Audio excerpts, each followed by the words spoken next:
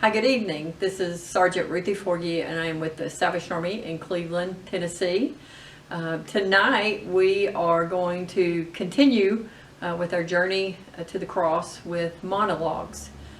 You will be listening to monologues from those who were closest to Jesus during his lifetime here on earth. You'll hear from those who loved him, who ate with him, who grew up with him, and who birthed him. Mary, his mother, James, his brother, John and Peter, his good friends, and even Judas, and Pontius Pilate, who was tasked with sentencing him, whom he knew to be an innocent man.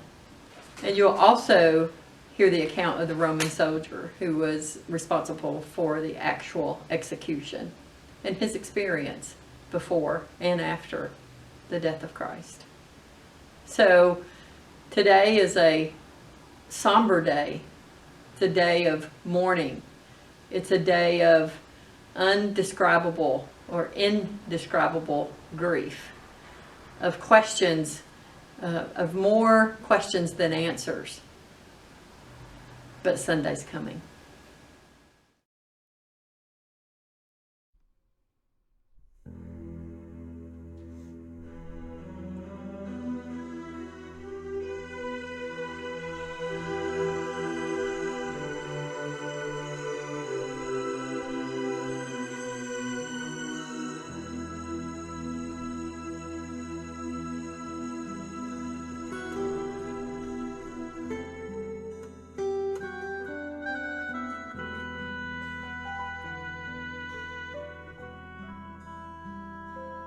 Down the Via Dolorosa in Jerusalem that day, the soldiers tried to clear the narrow streets, but the crowd pressed in to see the man condemned to die on Calvary.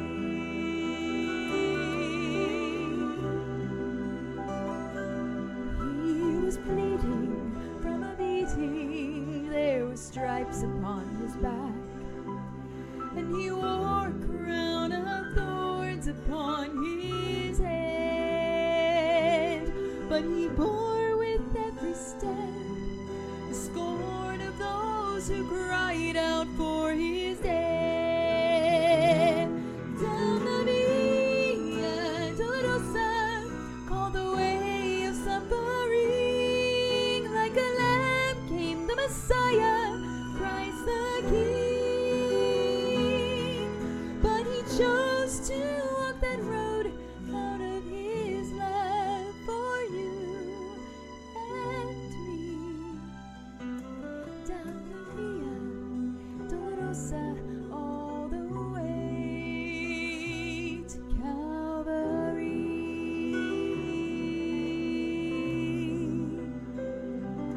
Por la Via Dolorosa, triste día en Jerusalén, los soldados le abrían paso a Jesús,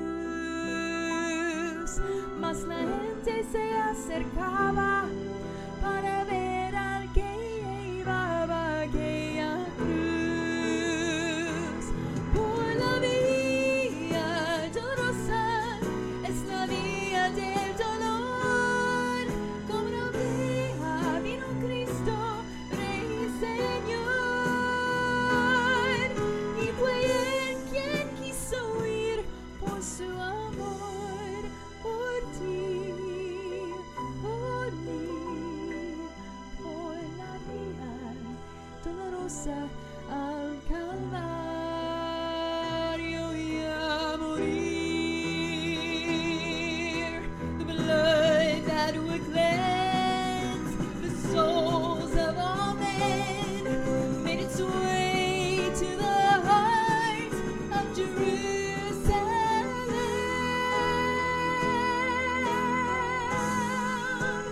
Down the Via Dolorosa,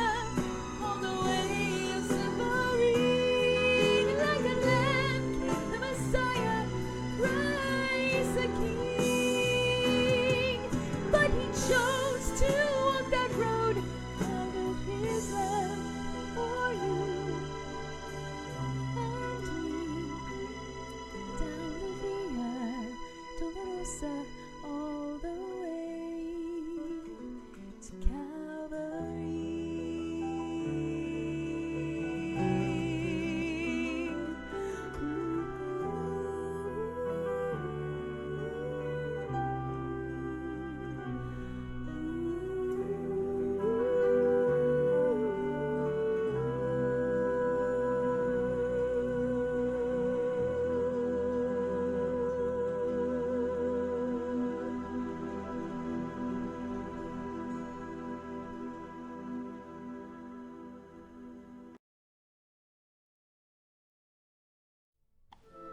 The year is 33 A.D. Jesus of Nazareth, having been falsely accused, is sentenced to death by crucifixion. The people of Jerusalem, who just a week ago were cheering his triumphant entry, now call for his blood. Condemned unjustly and without evidence, Jesus is lashed with whips and crushed with jagged bone and stone that tears at his flesh. He is then nailed to a cross to suffer and die. No honor or respect is given, as they cruelly thrust a crown of thorns upon his head and mock him by calling him the King of the Jews. They even thrust a spear into his side, just to make sure he was dead. The Son of God, who could have so easily walked away, endured these torments and more, due to his endless love and compassion for those who truly did not deserve it. Jesus willingly gave up his spirit, sacrificing all for the redemption of man. However, Christ's sacrifice and redemption was not evident to his disciples, as they were all lost and filled with trepidation. You may have read the Gospel's accounts of the people's reactions to the death of Christ, but now experience it firsthand and see it come to life.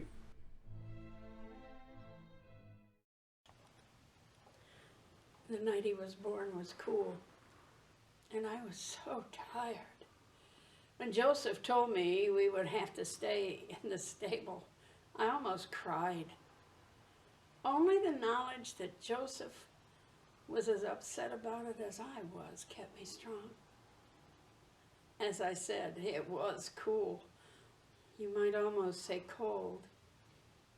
But the breath of the animals warmed the space well, and the sweet smell of fresh hay in the manger helped me feel a little better about where we were. I remember when he was about 3, Joseph would let him tag along when he was working. Joseph made a pegboard for him with pegs he could hammer into the holes and work like Joseph worked. Once he accidentally hit his finger, and I thought my heart would break hearing him cry. I remember in the evening hours, the hour as the sun was setting before the Sabbath, when I covered my head and moved my hands in the Sabbath blessing, covering my eyes as I prayed, "Blessed are you, Adonai, our God, sovereign of all, who brings forth bounty from the earth." He would sit on his little stool and watch my hands move. He would smile, and his smile was like the rising sun. Week after week he watched and he smiled, and I felt the warmth of his love, almost as if he were the parent and I was the child. And the time Joseph and I were coming from the festivities in Jerusalem and realized he was no longer with the caravan, my heart was in my throat as we searched wildly through the travelers for our precious boy. When it was finally clear to us that he had been left behind, we hurried back to the city as fast as we could. When we got there, we just stood in the street trying to predict where we might find him, until Joseph took me in his arms. "I know where he will be," he said, and led me back to the temple. I stood in the court of women, while he went on in and found him talking with the scribes and priests. They would ask him the most difficult questions, and his answers would astonish them. My husband called his name softly, and he turned, and excusing himself, he came with Joseph, and we all left the temple. I started to ask him why, but even before I finally really got the question out, he said to me, "Don't you know, I must be about my Father's business." When he said that, it wrenched my soul, because I knew he wasn't just talking about being in the temple. He was warning me to get prepared, for there were dark days coming, and now they're here. My heart broke, because hours ago he stood before those same men he talked with in the temple all those years ago. Their admiration was so great, and now I could hear the contempt in the teachers' voices as they questioned him. It seemed like minutes later my ears burned with the crack of the whip as it slapped across his back, and the clicking of the pieces of bone and rock as they dug into his muscles and cut trenches across his shoulders. The crowd, yes, the same crowd that shouted Hosanna just a week before, now shouting, "Crucify him! Crucify him!" My mind seemed to crash in a million pieces as my mouth opened to scream at them. "Last week he was your deliverer, and now you would crucify him. What devil has taken hold of your brains?" How quickly the hours flew as I watched him drag that beam through the crowds on the streets. Bloodthirsty crowds, crowds hungering for the blood and pain of crucifixion. I would have run to him as he fell in the street, too weak to go on. But John and Andrew held me back. The men with him were grabbed and thrown down onto their crosses. My son quietly lay down and stretched out his arms to await the nails. His breath hissed between his teeth as the nails were pounded into his flesh.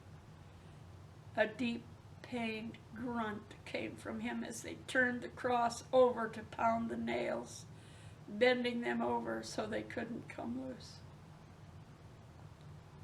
A groan as they dropped the foot beam into the hole prepared. I dare not remember his words. I'm sure someone there does, but the only thing I remember is when he looked at me and John, who was holding me up, and said, "Woman, this is your son, and John, this is your mother." Even then, he was making provision for me. Even then. I am James, and my brother is no more.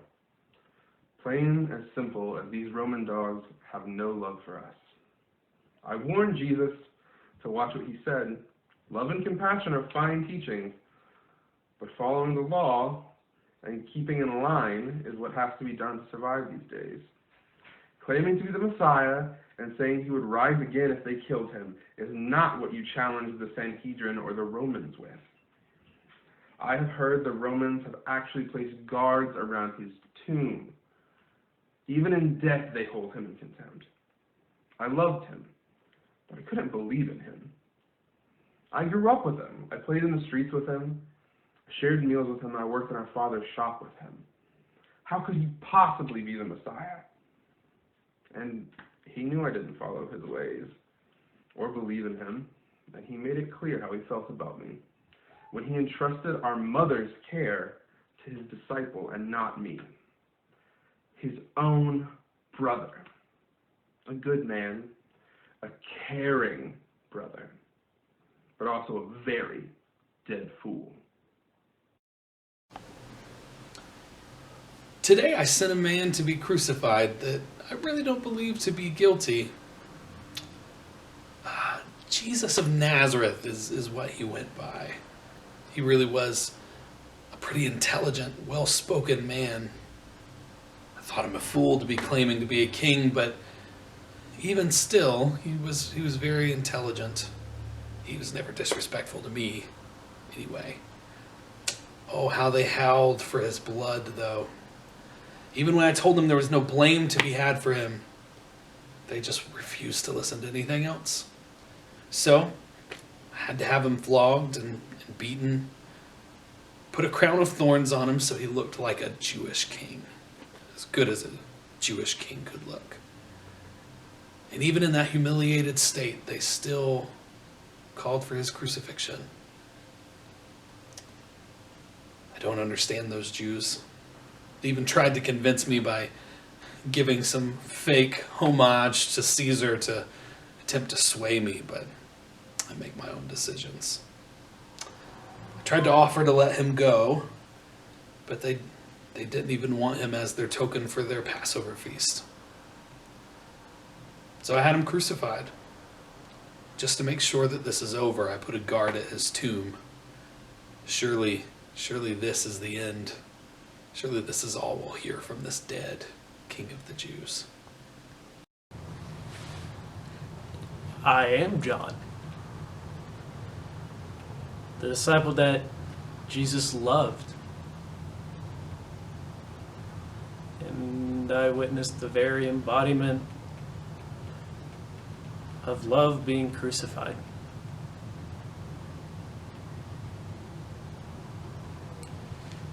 Jesus was the Messiah, the deliverer,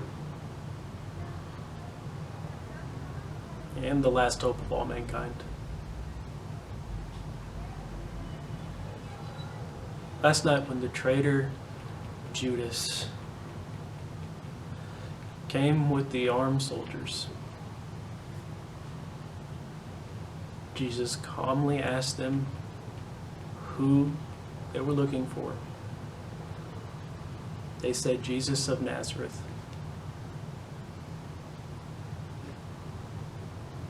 Jesus simply said, I am he. Causing the soldiers to fall back. Jesus, using mere words, caused the hardened Roman soldiers to become afraid and retreat.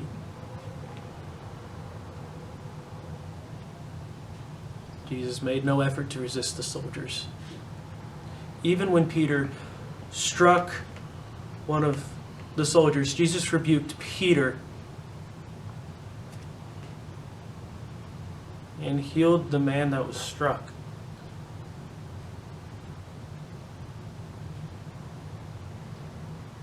Jesus, as he always has done, he was thinking of others before himself. Told the soldiers that they were seeking him and to let his disciples, us, me, to let us go. Mockery of what that trial was.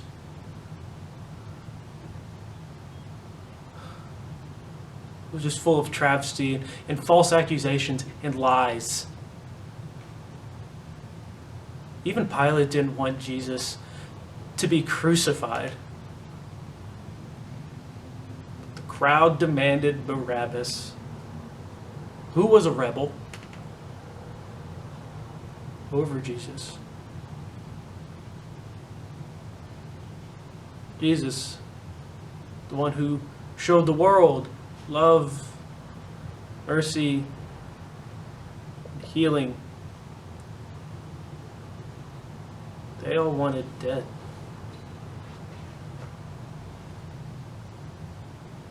I watched helplessly as they humiliated him, nailed him to a cross.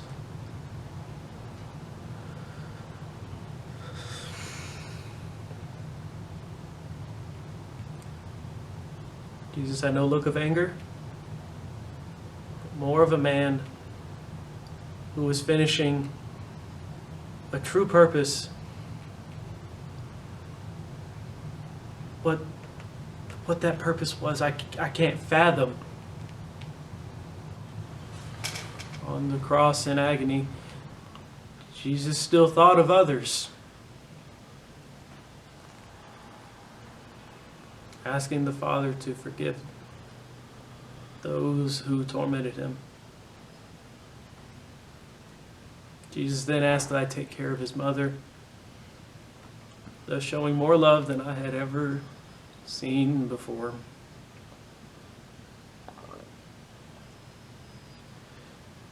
I saw him give up his spirit, his life, his all.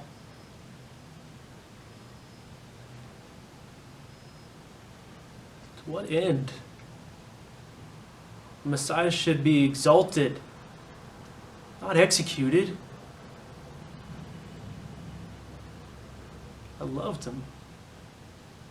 I still love him. But I don't know what's going to become of his teachings. I don't know what to do. I'm a Roman soldier in charge of executions. The only way to keep these dregs in line is to show them that the power of Rome is not to be trifled with. It's always been the same. It's always been thieves cursing us as we nail them to the cross, or crying out for forgiveness as we beat them. It has never changed. It's always been this way. Until today. Today I nailed a man to a cross who did not cry out for mercy or curse me. He suffered in complete silence. He like a lamb to the slaughter, just stretched out over that cross. I didn't have to wrestle him. I didn't have to fight him to get his arms down. And then when we raised him up, he said he forgave us. And then we didn't know what we were doing. No man who has suffered so much pain could possibly suffer in utter silence. And yet he didn't only do that, he forgave us. Some say he was the Son of God. Maybe they're right. My God, I have failed you. Jesus, the promised one, the deliverer. And I denied you. He did so much for me and for thousands of others, and yet they crucified him. He showed me a love and a compassion I never experienced before, or certainly deserved. I was a lowly fisherman, and he brought me out. First, I just thought he was a good teacher. But then I saw the miracles. He healed sick. He raised the dead. He even cast out demons. This was not a teacher. This was the very Son of God. When I told Jesus that I thought he was the Messiah, he called me the rock. A rock he was going to build his church on. I'm not a rock. I'm just a wretch. A wretch that just fails. Last night in the garden, he asked me just to stay awake a little while he was praying. I didn't. Like the others, I fell asleep. And he was under such anguish and such agony. He sweat. Blood. He was so terrified. So he asked, stay awake with me for a little while. the Son of God, asked me to stay awake for a little while, and I just went back to sleep. When the soldiers came, I tried to defend them. I tried to do the right thing. I jumped up and I took my sword and I struck one of them. But instead of Jesus defying them and sending them away, he rebuked me and actually healed the man that I had struck. At the Passover meal, Jesus told me that I would deny him. Not once, 3 times. I, of course, scoffed. I loved him. I was his rock. How could I ever deny him? He's the Messiah. My fear, my doubt, my lack of trust proved Jesus to be right about me. Hey, aren't you Peter? Yeah, you're the one who followed Jesus. No, you're mistaken. I don't know him. Hey, didn't I see you with Jesus? Aren't you one of his disciples? Look, I don't know the man. You obviously have me mistaken for someone else. Hey, you Peter, one of Jesus' disciples. No, I tell you, I'm not Peter. I don't know this Jesus. I've never known Jesus. I loved him. I betrayed him. The Messiah. The deliverer. Now he's just a corpse in a tomb. My God, what hope is there for us? They said on the cross his last words were, "It is finished." Is it? Is there no hope?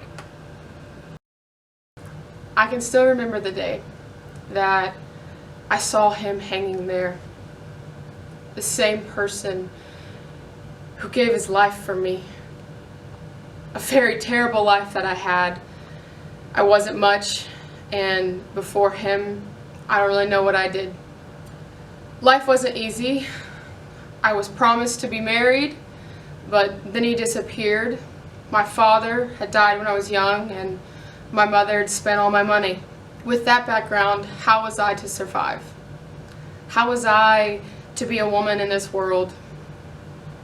But oh, I remember that blessed day when I was in the hills of Magdala and I heard his voice call to me, "Mary."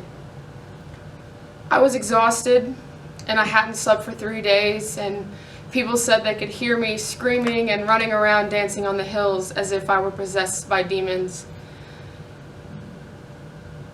So for the miracle worker to pay me a visit, I couldn't understand why. And then he said to me again, "Mary, come to me." And I was scared because every man I'd come encounter before with would strike me.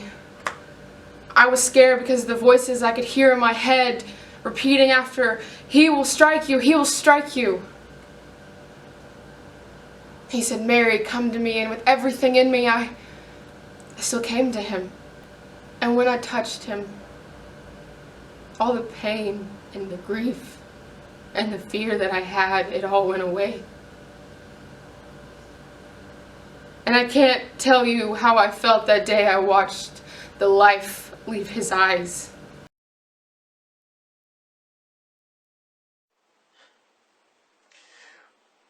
What have I done?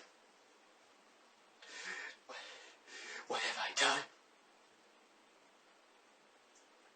I mean, I thought I was doing the right thing. For 3 years, Jesus has not done anything. I thought he would establish his kingdom. I thought he would create some kind of uprising, overthrow those Romans. Unlike those stupid Pharisees.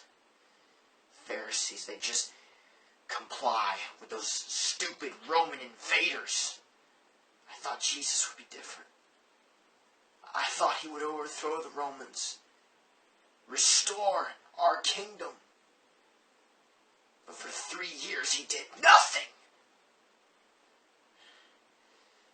I thought if I handed him over to the authorities, he would finally do something, but he didn't.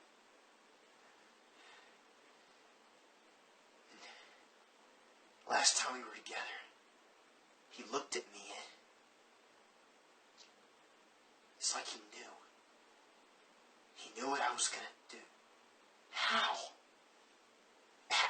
How is that possible?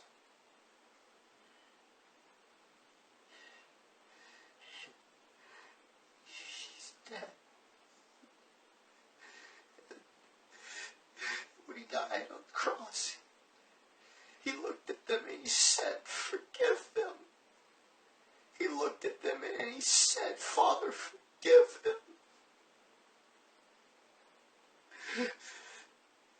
Oh dear God. Oh dear God. I have betrayed an innocent man. I've led him to the slaughter.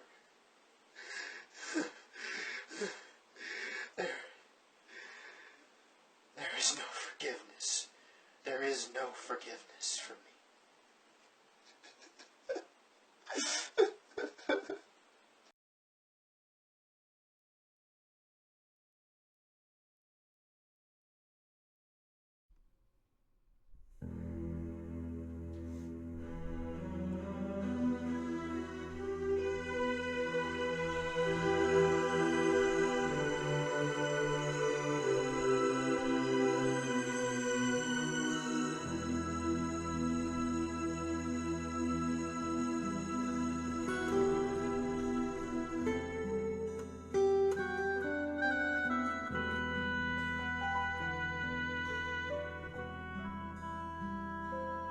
Down the Via Dolorosa in Jerusalem that day, the soldiers tried to clear the narrow streets, but the crowd pressed in to see the man condemned to die on Calvary.